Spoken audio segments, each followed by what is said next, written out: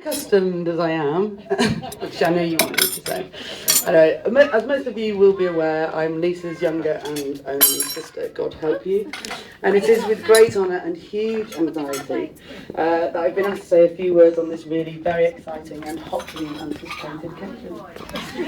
I'd like to take you back a few years, however, from this beautiful day in this very favourite place of ours.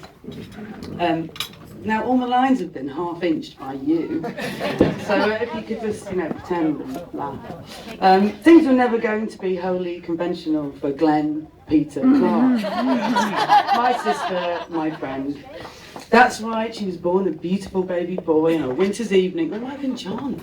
Anyway, at the turn of the 70s, my brother swiftly became my sister. The maternity hospital blunder was rectified quickly so that actually little Lisa Marie could return home with Mum and Dad. She was also disappointingly not Elvis's daughter either. Mind you, with that level of school matron error, anything could have been possible. So she was ever the social butterfly. Lisa apparently began chatting away fluently with all and sundry from barely age 2. And the theme of strong verbal communication and the making of instant friends has been ever present throughout her life. And Dad will vouch for that, recalling the terrible pain of his BT bills to 89. Our natural early sibling rivalries came hand in hand with exquisite highs of giddiness and a natural unity in the face of the common enemy parent. And in addition to this, Lisa's legendary loyal and protective nature provided a formidable force field against any enemy pretenders that I may have had. So our early childhood dens and gangs came bursting at the seams with evidence again of Lisa's early interest in all things social. And one of the most successful of these was the Shed Club, where strategic meetings and discos were held in, you guessed it, the musty shed in our neighbour's garden. And even though this young neighbour, called Julie, had the prized HQ literally in her own backyard, she wasn't the most popular of the gang, which was a dangerous position, with Lisa at the helm, doling out code names and hierarchies, and somehow she managed to convince the poor girl that her specially anointed code name, Manure,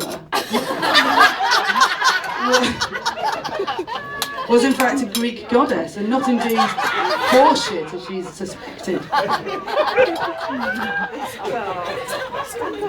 Speaking of which, horse riding and a general love of all things equine were Lisa's first independent hobbies, and it was of course all-encompassing like all of her passions.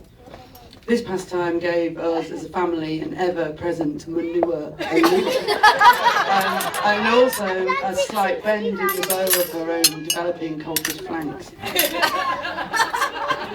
So beyond this social springboard of farmyard shenanigans, the pull of the bright lights of Denton Central and the glittering social scene of Ashton-under-Lyne came overwhelming, with its meccas of teen love, cider and black, making for a potent cocktail amid the heartbreak and feverish promise of a pungent boot room of wheels roller rinks.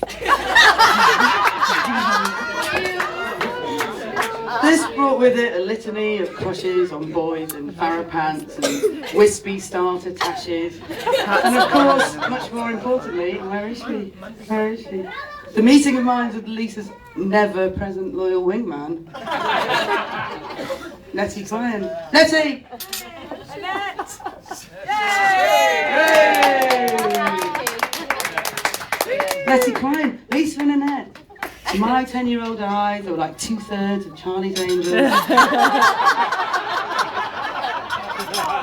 Lisa's ebony to Annette's ivory, coordinating endlessly with fiery red leather for Lisa and midnight blue back wing for Annette. And she really let me down this evening, actually. Anyway, so a couple of years after the dynamic duo had exhausted their early hunting ground, Tameside's beguile was on the wane.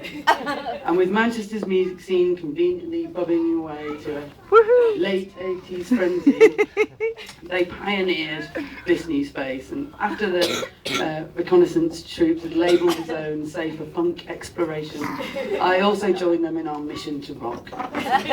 And rock we did. Lisa and I and our pals embraced Manchester and all of its thrills and spills together, grinning and spinning, letting it roll on a voodoo ray. Forever joyful of having my only sister with me. So the age gap had finally spat us out a respectable teen difference. So we rapped and danced and squealed with delight, everything from ska to hip hop, to acid to house and everything in between. And we loved every minute of it. And this is where the depths of our true friendship and sisterhood were galvanised.